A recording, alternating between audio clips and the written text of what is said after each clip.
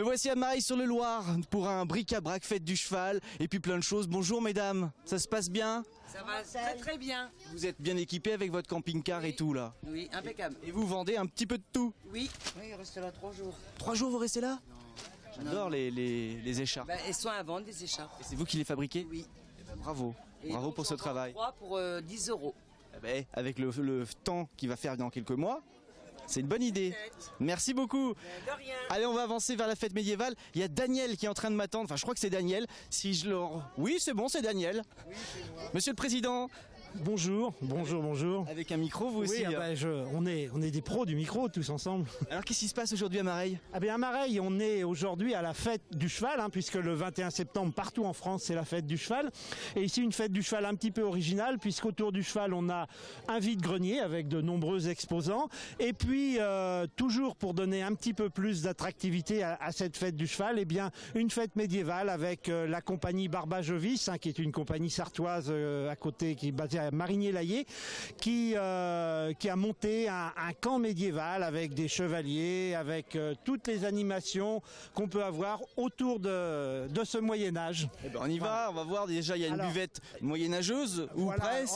Presque moyenâgeuse, avec de charmantes jeunes femmes, de charmants jeunes hommes, qui sont là pour vous servir tous les breuvages que vous pourriez avoir besoin. Ah, vous avez un collègue qui fait de la musique en plus. On a aussi des gens pour attirer la populace. Ah bah c'est vous. Ah, c'est pour appeler la population, ça, c'est ça. Oui, c'est ça, oui. On peut le refaire juste pour nous? Ah ouais, je suis sûr. Juste comme ça pour voir ce que ça donne.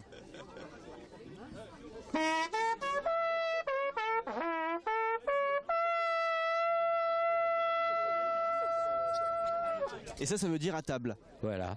C'est l'heure de manger. Et pour appeler pour l'apéro, c'est comment? Ah bah je sais pas, ça, Vous ne le connaissez pas, ça là? Non, parce qu'on m'a pas invité à boire l'apéro. C'est pour ça. C'est important pourtant, à cette heure-ci. Bah oui. Enfin, j'espère qu'on va m'inviter. Hein. J'attends encore. Bah attendez là. Vous me dites, sinon je vais vous trouver quelqu'un qui va vous inviter. D'accord, c'est bien. Je vais faire ça. Merci beaucoup.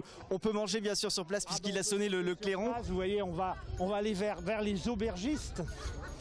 Donc qui propose tout ce qu'il y a comme sandwich, frites, merguez, saucisses. Ah, c'est pas médiéval, là on se sustente avec des mets d'aujourd'hui.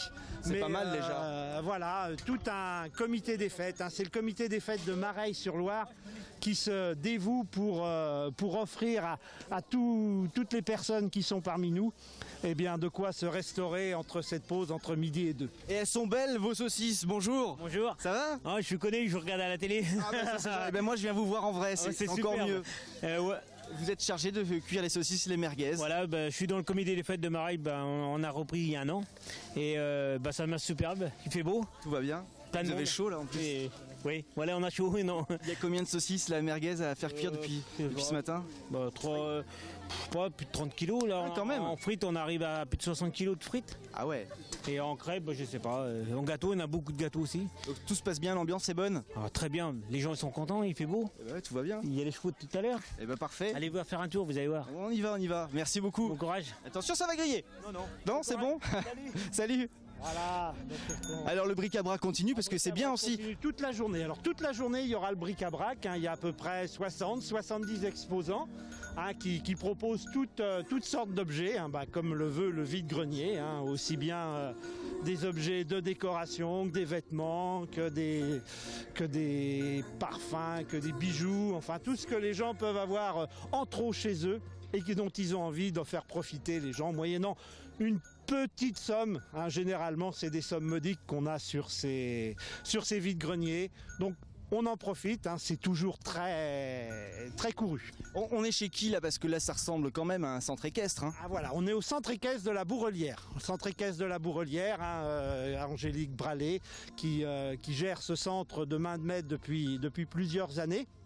Donc centre équestre qui est à Mareil-sur-Loire et qui tous les ans, pour la fête du cheval qui a toujours lieu le 21 septembre, on se veut déjà plus vieux qu'on est, qui toujours les ans pour le jour de la fête du cheval présente une animation toujours importante. Alors cette année c'est la fête médiévale avec une compagnie Barbajovis qui va toute la journée animer cette fête médiévale, et c'est une compagnie vraiment originale puisque eux ils se contentent pas simplement de jouer aux chevaliers. Ils vivent chevaliers, ils mangent médiéval.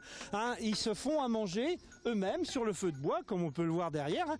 Ils se font à manger sur le feu de bois. Ils mangent ce qu'ils cuisinent. Alors, quand ils cuisinaient mal, ils mangeaient mal. Maintenant, ils cuisinent mieux, ils mangent beaucoup mieux. Et quand on voit ce qu'il y a sur la table, l'appétit qu'ils ont en mangeant, hein, on se dit que c'est très bon. Moi, j'ai assisté toute la matinée à la cuisson sur le feu de bois. J'ai regretté de ne pas être invité à la table parce que c'est vraiment quelque chose de très très bon. Ce qui est bizarre tout de suite, c'est quand on arrive, on voit, il y a les hommes d'un côté et les femmes de l'autre. On se mélange pas. On vit médiéval. Ah, c'était comme ça à l'époque. Donc on ne se mélange pas. Hein. Les hommes parlent de choses sérieuses, les femmes parlent de futilité. Donc c'est important de ne pas se mélanger.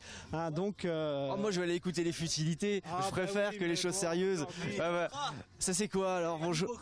C'est Du vin. C'est du vin? Bah, je vais goûter. Bah... Écoutez, du vin du Moyen-Âge. Ok. Vous allez dire quel goût?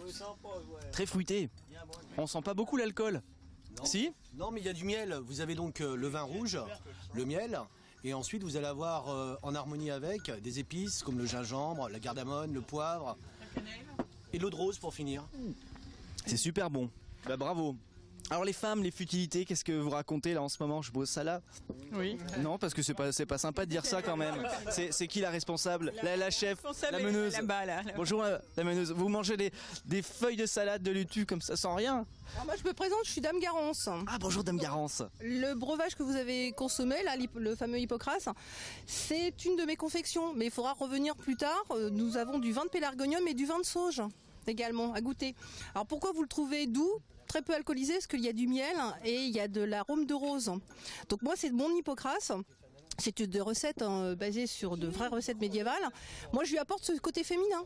Je vois ça, c'est très bon. Bravo, bravo pour ce côté féminin. Alors, vous mangez de la salade avec Alors, en fait, une quiche, une tarte. Oui. C'est une quiche aux herbes qui se consommait au Moyen Âge. Alors, dedans, il y a de l'ache, du persil, de la ciboulette et de la sauge. Et on n'avait pas haché. On n'avait pas inventé les fourchettes là. Alors, il n'existe pas la fourchette. Vous avez le couteau, la cuillère, comme ceci, et nous on fait une petite entorse quand même, la fourche à dedans. Voilà. D'accord. Mais sinon c'est le pic.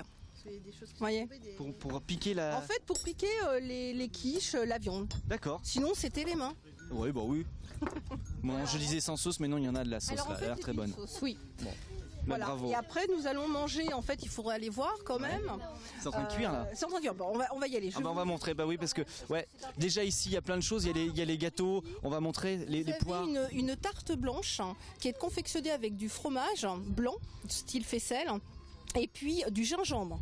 Ensuite, vous avez des pains d'épices médiévales, farine de seigle, miel et comme épice l'anis vert, qui sera accompagné de poires pochées à l'Hippocrate. Waouh. Mais ça c'était fabriqué hier, non? C'est pas... Oui, fabriqué hier. Oui, non, alors tout ce qui nécessite le four, on peut pas sur le camp. Mais par contre, tout le reste est confectionné sur place. Moi, j'accorde beaucoup d'importance à travailler sur place devant les gens et surtout d'expliquer en même temps, puisque là, vous avez en fait, j'explique les trois familles de légumes. Vous aviez les pots d'herbe, les racines et les grains. Voici une famille. Ça, c'est les grains. Des pois chiches, des fèves et des lentilles. Tout ça séché. Waouh. Voilà. C'est appétissant en tout cas. Et ça sent bon par là-bas, on va y aller, on va s'approcher. Le feu, ce sont les hommes ou plutôt vous qui maintenez les hommes au début et ce sont les femmes après. Qui le maintiennent. Qui le maintiennent. Alors, justement, aujourd'hui, on va manger des saucisses avec du chou dépané et des carottes. Et la particularité de cette recette, en fait, c'est la sauce. Car la sauce est faite avec du gingembre, la racine de gingembre frais, du citron, des œufs, du pain qui va épaissir la sauce. Car au Moyen-Âge, c'était très rare d'utiliser de la farine pour épaissir. De nos jours, on va utiliser de la farine pour épaissir les sauces. Au Moyen-Âge, c'était interdit. La farine était réservée à la fabrication du pain. Donc là, ce sont des tranches de pain rassis. Et autrefois, on utilisait la poudre d'amande pour épaissir les sauces. Voilà. En tout cas, ça chauffe bien. Hein. Et donc tout ceci sera nappé. On va napper ensuite les saucisses et les légumes avec cette sauce. Bah, bravo. Voilà. Et c'est une recette de Maître Taïwan, tirée d'un manuscrit du Moyen-Âge. Elle colle pas un peu dans le fond, la marmite? Pas du tout. Elle est très très bien graissée. C'est bien. Je vais dire bonjour aux hommes aussi. Voilà, et puis après, il y aura des spectacles, je pense, cet après-midi. Bonjour les hommes, ça se passe bien? Ah bah vous avez aussi goûté le... Je fais une entorse à mon vœu d'abstinence. Ah oui, bon, autant. Moi aussi je fais plein d'entorses régulièrement. Mais c'est très bon. Ça a l'air très bon. Goûtez l'hypocrase. J'ai goûté, c'est très Ouais. bon. Et alors vous buvez dans une corne, hein. Oui, tout à fait. C'est meilleur le goût. C'est ouais. Il peut plus vous dire. Ah, il a plus le droit de parler lui. Ah ouais, d'accord. Ah, il a bu des barriques. Vous avez amené les barriques avec vous. Et les fûts, ils sont derrière. D'accord. Donc tout se passe bien. Très bien. Il n'y a plus qu'à se préparer pour cet après-midi pour les combats de chevaliers, les joutes de chevaux qu'on va mettre en place. Et puis avec les élèves d'ici, de l'écurie de la Bourrelière, on a monté un petit spectacle. Et ça va épater les enfants, je pense, et surtout les grands aussi. Eh ben, parfait, c'est une belle journée qui s'annonce avec un soleil qui s'en va mais il va revenir. Oui, c'est ce qu'on espère, oui. Pas d'eau, pas d'eau, pas d'eau. Pas d'eau. Bon appétit tout le monde.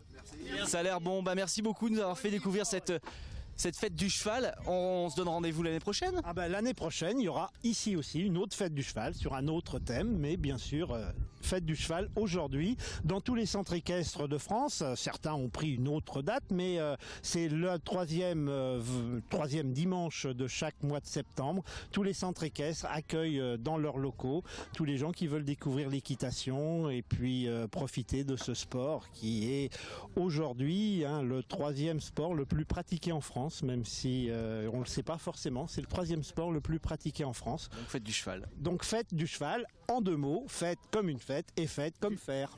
Merci beaucoup Daniel. Voilà. À bientôt. À bientôt. On va pas très loin, nous on va à la Fontaine Saint-Martin puisqu'il y a un comice maintenant, c'est parti.